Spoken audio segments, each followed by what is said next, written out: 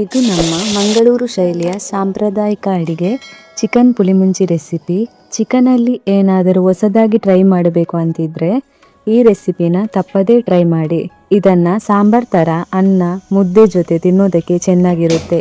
ಮೊದಲು ಬಾಣಲೆಗೆ ಧನಿಯಾಕಾಳು, ಜೀರಿಗೆ, ಕಾಳು ಮೆಣಸು, ಮೆಂತೆಕಾಳು, ಚಕ್ಕೆ ಮತ್ತು ಜಾಸ್ತಿ ಪ್ರಮಾಣದಲ್ಲಿ ಕೆಂಪು ಮೆಣಸು ಹಾಕಿ ಇದನ್ನು ಚೆನ್ನಾಗಿ ಡ್ರೈ ರೋಸ್ಟ್ ಮಾಡಿಕೊಂಡು ಬಿಸಿ ಆರಿದ ನಂತರ ಮಿಕ್ಸಿ ಜಾರಿಗೆ ಹಾಕಿ ಜೊತೆಗೆ ಬೆಳ್ಳುಳ್ಳಿ ಮತ್ತು ಈರುಳ್ಳಿ ಸ್ವಲ್ಪ ನೀರನ್ನು ಹಾಕಿ ಪೇಸ್ಟ್ ಮಾಡಿಕೊಳ್ಳಿ. ನಂತರ ಒಂದು ಬಾಣಲೆಗೆ ಎಣ್ಣೆ ಹಾಕಿ ಬಿಸಿ ಮಾಡಿಕೊಂಡು ಕರಿಬೇವಿನ ಸೊಪ್ಪು, ಈರುಳ್ಳಿ, ಹಸಿಮೆಣಸಿನಕಾಯಿಯನ್ನು ಹಾಕಿ ಟೊಮೆಟೊನ ಹಾಕಿಕೊಂಡು ಫ್ರೈ ಮಾಡಿಕೊಳ್ಳಿ. ನಂತರ ಇದಕ್ಕೆ ಚಿಕನ್ ಪೀಸನ್ನು ಹಾಕಿ ಜೊತೆಗೆ ರುಚಿಗೆ ತಕ್ಕಷ್ಟು ಉಪ್ಪನ್ನು ಹಾಕಿ ಮತ್ತು ಸ್ವಲ್ಪ ಅರಶಿನ ಹುಡಿ ಹಾಕಿಕೊಂಡು ಬೇಯಿಸಿಕೊಳ್ಳಿ.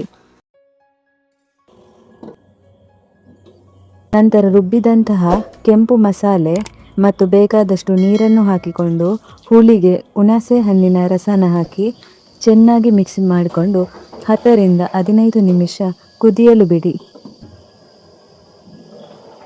ಇದಕ್ಕೆ ಕೊತ್ತಂಬರಿ ಸೊಪ್ಪನ್ನು ಹಾಕಿ ಚೆನ್ನಾಗಿ ಮಿಕ್ಸ್ ಮಾಡಿದರೆ ನಮ್ಮ ಮಂಗಳೂರಿನ ಸಾಂಪ್ರದಾಯಿಕ ಅಡಿಗೆ ಚಿಕನ್ ಪುಳಿಮುಂಚಿ ತಯಾರಾಗುತ್ತೆ. ನಿಮಗೆ ಈ ಮಂಗಳೂರು ಶೈಲಿಯ ಸಾಂಪ್ರದಾಯಿಕ ಚಿಕನ್ ಪುಳಿಮುಂಚಿ ರೆಸಿಪಿ ಇಷ್ಟವಾದರೆ ಲೈಕ್ ಮಾಡಿ, ಸಬ್ಸ್ಕ್ರೈಬ್ ಮಾಡಿ, ಕಮೆಂಟ್ನಲ್ಲಿ ನಿಮ್ಮ ಅಭಿಪ್ರಾಯ ಹೇಳಿ. Thank you.